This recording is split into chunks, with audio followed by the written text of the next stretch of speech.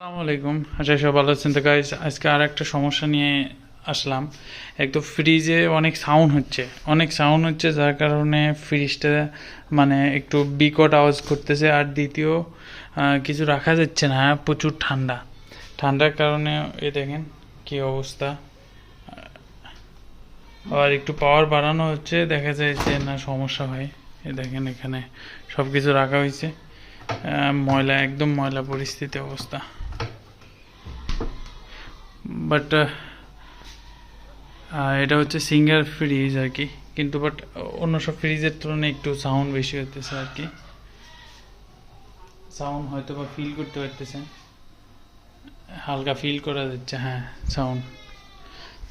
তো এই মুহূর্তে আমার করণীয় কি সেটা একটু বলবেন।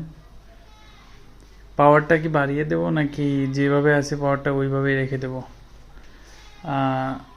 ডিপেন্ড করতেছে এখন ফ্রিজটা কি মেকারের কাছে নিয়ে যাওয়া বেটার হবে।